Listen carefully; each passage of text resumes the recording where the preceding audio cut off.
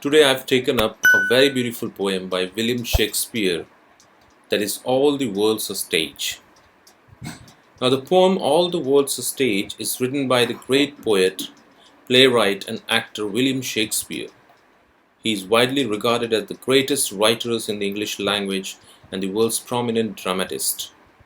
This poem is taken from one of his many famous plays, As You Like It. Here he compares the world to a stage where the drama of human life is enacted. The poem is basically an extended metaphor and poet compares the world to a giant stage. He states that all the men and women are merely actors with their entrances and exits. He goes on to describe the stage of life from birth to childhood, to teenage years, to early adulthood, to old age. So, overall we can say the poem presents before us the theme, that is the cycle of the life, how one starts out helpless without understanding and ends in the same way, that is helpless again.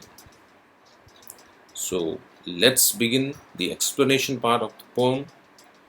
Now, for sake of your convenience, I have divided this poem into various slides, not on the basis of stanzas but on the basis of the various role played by a human being in his lives. That is all the 7 role which he plays in his life.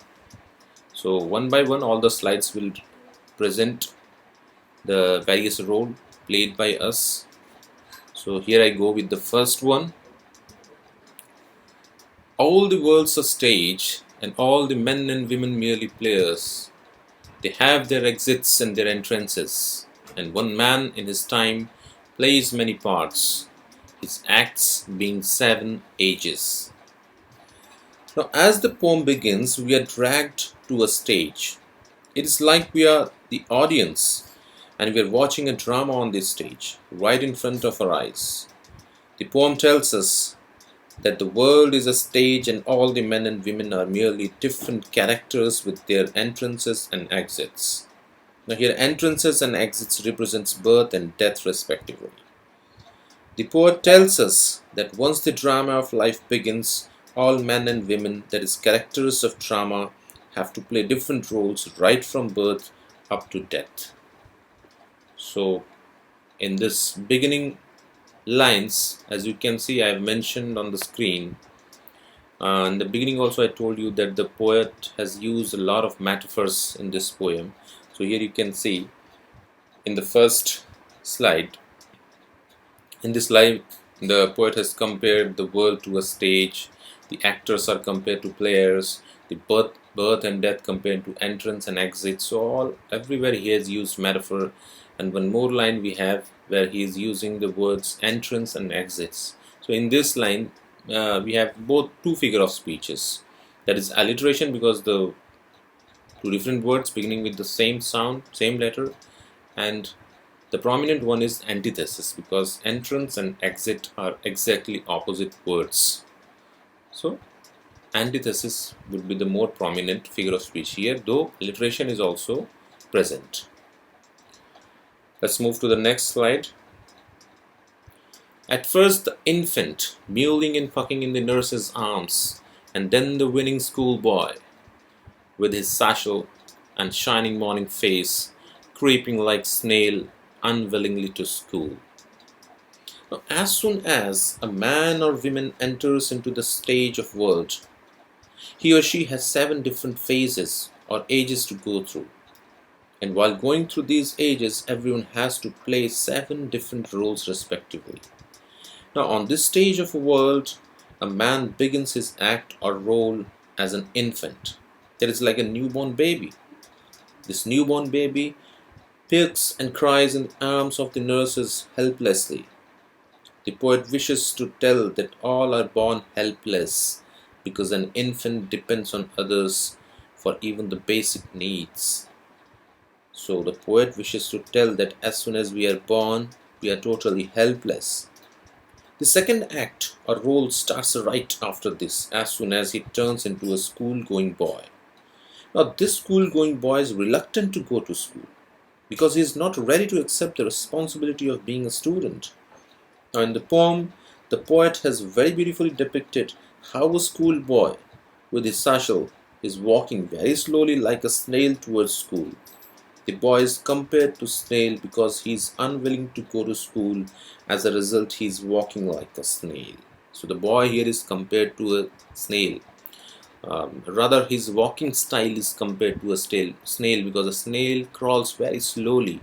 Similarly, the boy is crawling to the school because he is reluctant, he is unwilling to go to school. As you can see here, the figure of speech, boy is compared to snail, his walking style. And onomatopoeia figure of speech is there, where is winning school boy. Winning, the word winning means noisy. He is making different kinds of noises and excuses because he is not willing to go to school. So here we have described the first two stages, that is the newborn baby and a school going boy.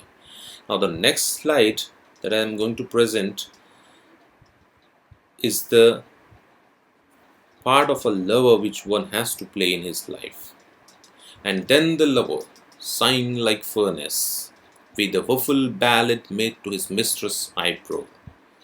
Now comes the third stage of life, that is of a lover. Now this third stage brings before us the lover who sings woeful ballads, that is sad songs for his beloved. In this youthful age, when man is full of energy and might, he may do everything to please his beloved. His beloved is the only person he sees dancing in front of his eyes. For him there is absolutely no other place that can comfort him than the eyebrow of his lover. Here again the sigh of the lover is compared to furnace. As you can see, I have mentioned in the slide also. But even this phase of life which is filled with merry-making and joyous songs passes so quickly as well. It's like other phases of life, this phase of life which is filled with merry-making and joyous song passes away very quickly. Here the figure of speech which the poet has used, the first one, as you can see, sighing like a furnace, because it is compared with a particular quality. So it's simile and onomatopoeia, because sighing means breathing heavily. So the noise produced when one breathes heavily. So the word sighing represents sound. That is why onomatopoeia. And transferred epithet, woeful ballad. Woeful ballad. Because here woeful means sad, sorrowful. So here actually the lover is sorrowful, not the ballad. So the adjective woeful is transferred from the lover to ballad. In case of any doubt regarding the figure of speeches, you can just go through the description box where I have provided the link for my videos on figures of speech. You can go there, watch them, and have a better understanding of this. Moving on to the next slide, or the next role of life, that is of a soldier. Then a soldier, full of strange oaths, and bearded like the pard, jealous in honor, sudden and quick in quarrel, seeking the bubble reputation even in the cannon's mouth. Now the fourth act of the poem portrays the man as a soldier. His beard depicts all those strange oaths that he takes to protect his country and the people living in it. There is no doubt that he quarrels and fights, but he does so in order to save the country and its people. In doing so, simultaneously he also maintains his dignity to create and develop his reputation in front of others around him. This, perhaps, is the toughest stage of his life. In this stage, the man seeks fame, though it is temporary and short-lived. It's like a bubble whose life is very short. Even though the reputation is like a bubble that is short-lived, the soldier endangers his life for it. So here the poet has presented before us a very important point, that soldiers who fight for their country, fight for the people of their country, and that momental reputation, they never care for their life for that one moment of reputation. Here also poet has used a similar figure of speech, as you can see on your screen, bearded like the pard. Pard here means leopard. His appearance is spotted like a leopard. Similar figure of speech. Next one, the next stage of life, that is the life of the middle-aged man. And then the justice, in fair round belly with good capon lined, with eyes severe and beard of former cut, full of wise saws and modern instances, and so he plays his part. Next comes the fifth stage, or the fifth role, that is of a middle-aged man. Now this stage is characterized by a round belly, seriousness in eyes, and a formally cut beard. This phase is also characterized by justice, because this man knows what is good and right, and to support this, he keeps on citing many modern instances or examples. At this stage, he is perhaps the best person to approach to find out what is correct and good. Now here, a middle-aged man is presented before us to be fully matured, who has enough experience to guide peoples, right? So in case of any doubt, we can approach such person, and perhaps he is the best person to approach to find out what is correct and good. Here also a figure of speech is used. So I have mentioned here that is inversion, with eyes severe and beard of formal cut. Actually it is beard, D is missing. With eyes severe and beard of formal cut. Now what is inversion? Inversion is the figure of speech where the normal word order is not followed in a sentence. Means the sentence does not follow the proper order. The words change their position. So here actual order of the words is with severe eyes and beard of formal cut. Severe will come first and eyes will come later, with severe eyes. Now because the position of the words have been changed, the proper order of the words are not followed, so the figure of speech is inversion. Now the next stage, or the next role to play, is of an old and weak person. The sixth age shifts into the lean and slippered pantaloons, with spectacles on nose and pouch on sight, his youthful hose well saved, a world too wide for his shrunk shank, and his big manly voice, turning again toward childish treble, pipes and whistles in his sound. Now in this stage, the man becomes old and weak. The stage once again is characterized by a weak body, spectacles on nose and pouch on one side. His shank here means legs. His shanks have shrunk.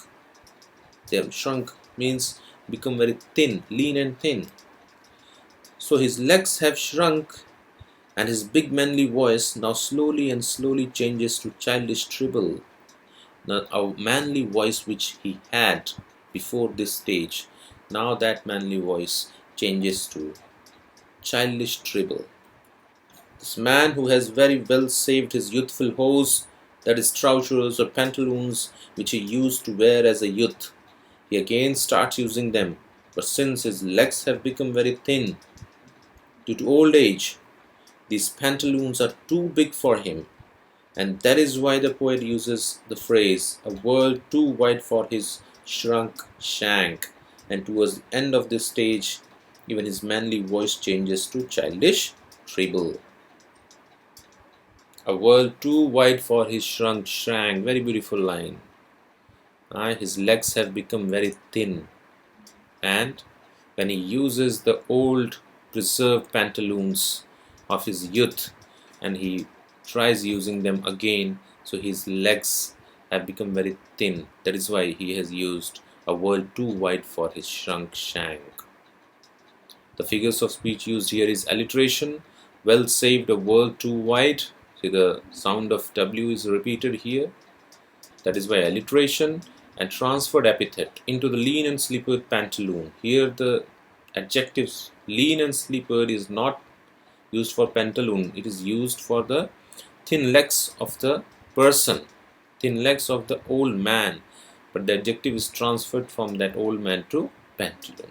That is why transferred epithet. Now comes the final stage, last scene of all, that ends this strange eventful history, is second childishness, mere oblivion, sense teeth, sense eyes, sense taste, sense everything. Now comes the seventh and the final stage. This is the stage when he becomes unaware or unconscious of surroundings and happenings. There is the stage of oblivion. He tries very hard to remember things, but he's just not able to. As soon as he enters this stage, he turns into a child again. Slowly and slowly he begins losing his teeth, his vision, the taste in his mouth, and the love and greed that he always wanted in his life. At this stage, man feels that life is nothing except sheer loss for man. Though he may boast of the success and achievements he has got in his past life. Now once again the life has landed him from where he began. There is a child once again. Why a child once again? See, it is mentioned here. Second childishness. First time he was a child when he was born. He was helpless. He had to depend on others for his basic needs. So now the second childishness has arrived in the life. At this stage, when the person becomes very old, he is not able to perform his daily activities. So again he is dependent on others for his basic needs and activities. And that is why he is helpless like a newborn child. And that is why the poet refers this stage as second childishness, the metaphor figure of speech. The whole stage is compared to second childishness, and the repetition figure of speech, as you can see, because the word sans is repeated many times. So the repetition figure of speech.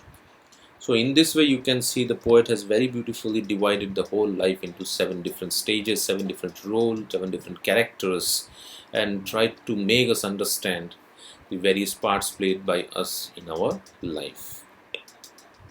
So to conclude, we can say that this poem takes us to 2 stages, that is melancholy and epiphany. After going through the poem, one realizes that life is no more than a play. All we need to do is take birth, perform our duties, and leave this world. So what is the use of earning all name, fame, and wealth throughout one's life when we are left with nothing at the end?